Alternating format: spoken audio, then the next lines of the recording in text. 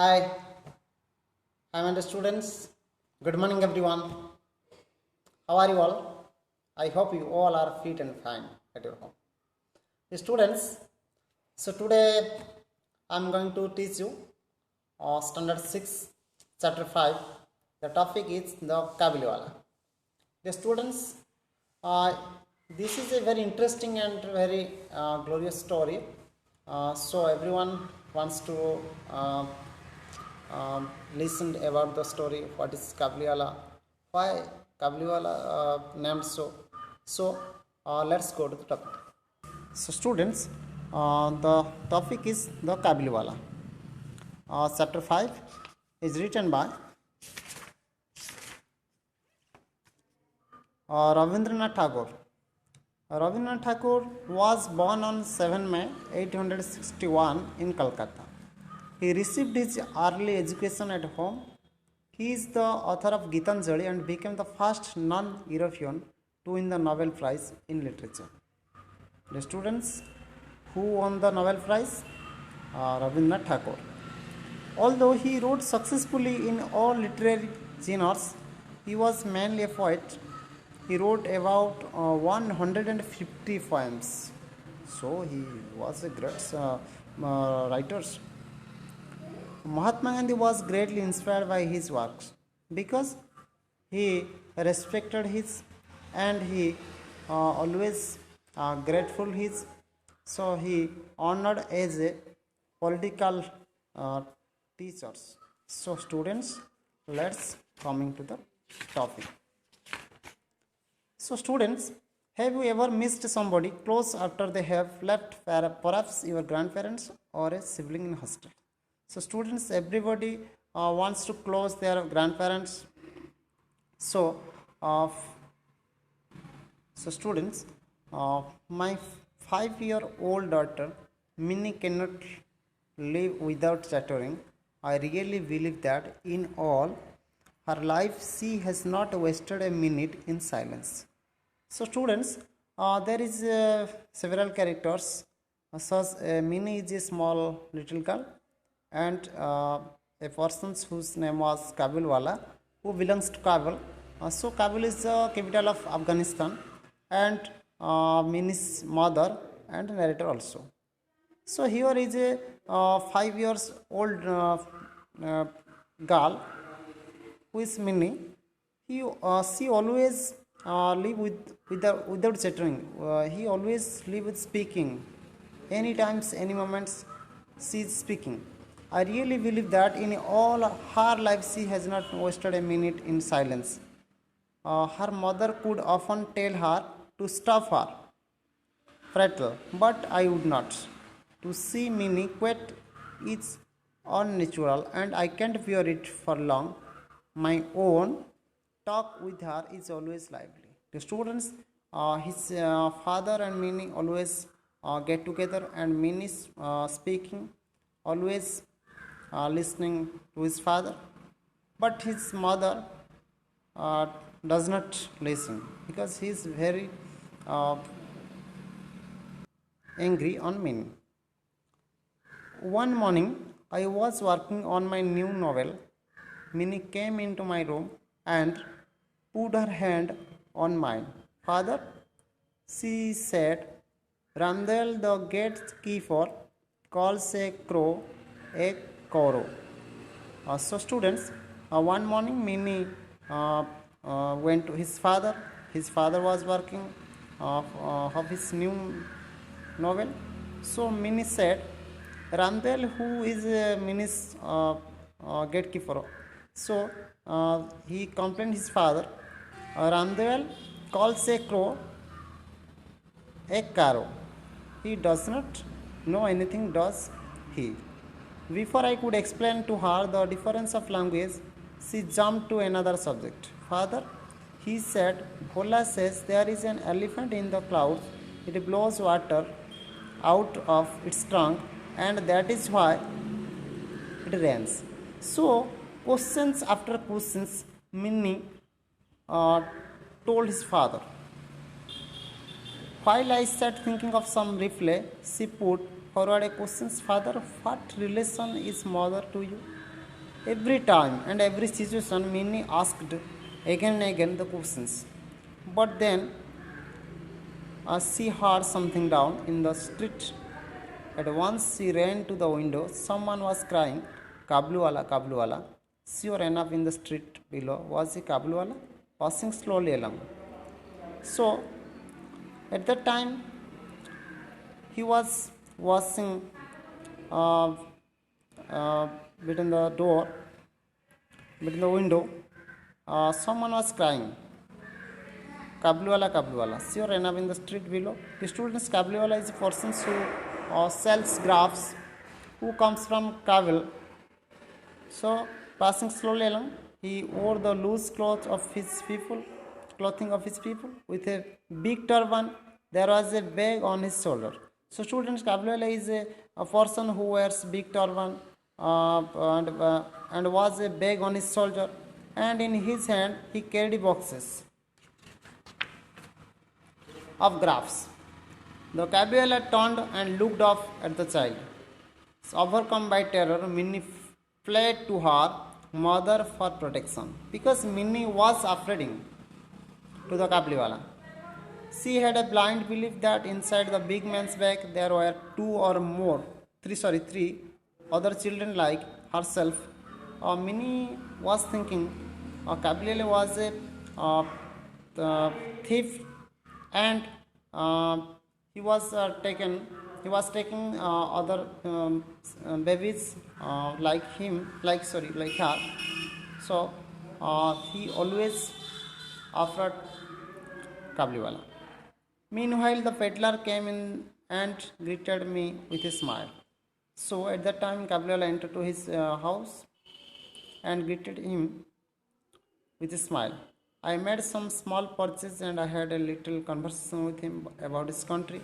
As he was about to leave, he asked, "Where is the little girl, sir?"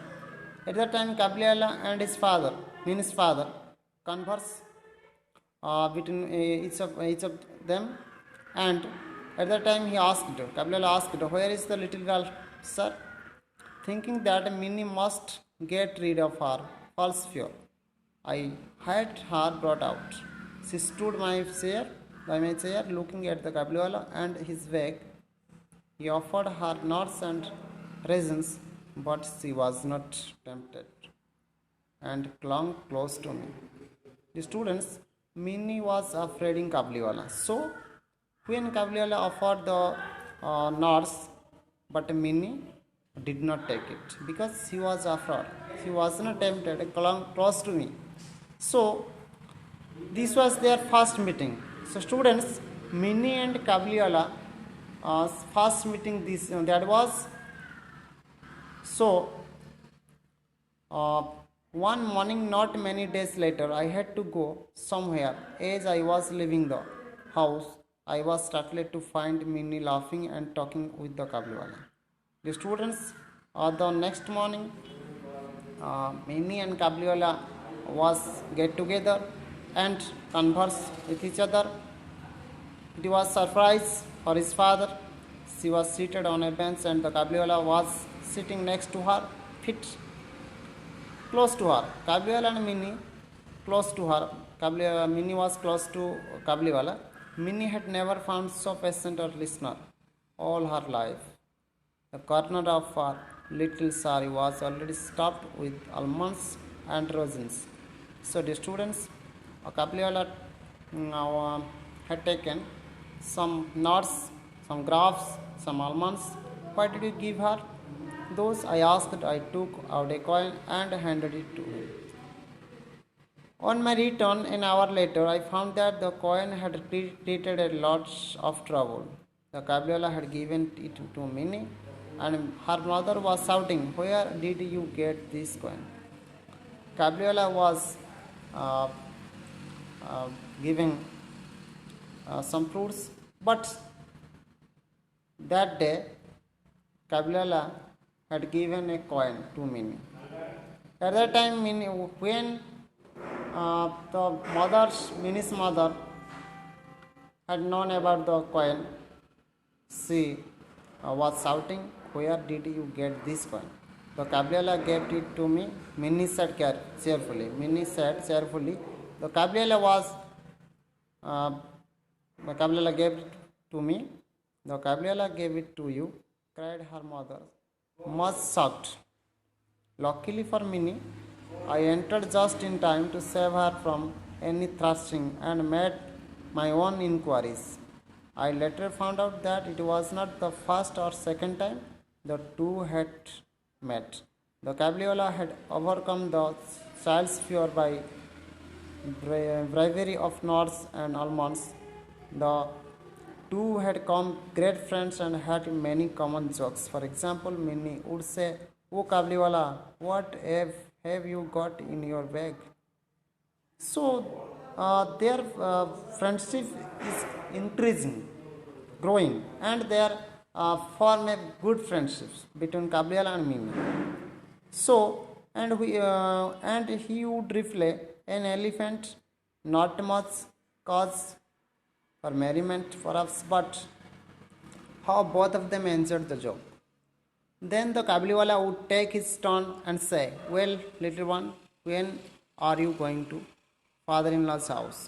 So one day, in jokingly, Kabliwala said, "Well, little one, when are you going to father-in-law house?" Minnie was yet only a little child. She had no idea of what father-in-law was, but she would not show her ignorance with ready tact. She would say, "Are you going to there?" It is very interesting. Amongst men of the Kabliwala's class, the word father-in-law's house had two meanings. It was another name for jail, a place where we are well cared for at no expense to ourselves. The students, according to the Kabliwala's mind, father-in-law's house had two meanings. First one, it was another name for jail, a place where we are well cared for at no expense to ourselves. The Kabliwala would take Minnie's questions in this sense. He would shake his fist at the invisible policeman and say, "I will thrash my father-in-law." At this, Minnie would go into peals of laughter, in which her friend would also join. Minnie's mother was full of doubts about the Kabliwala. Often she would beg me to keep an eye on the tall, big man. I would try to laugh her fear away. But then she would say seriously, "Were children never kidnapped?" In spite of all my explanations and assurance, her fear persisted, but I did not think it was right to forbid the man from coming to our house, and the intimacy went on unchecked. The students, so uh, it was the thinking of Minnie's mother. Once a year in the middle of January, Rahman, the Kabliwala, would return to his country. He would become very busy at this time, going from a house to house collecting his debts. However, he always found time to come and see Minnie. When she could not come in the morning, he would appear in the evening. One morning, I was reading a book in my study. It was about 8 o'clock and the weather was chilly. All at once, I heard an uproar in the street. When I looked out, I saw Rahman being led away by two policemen. The students, here the Kabliwala and the Rahman and his father. Also narrator.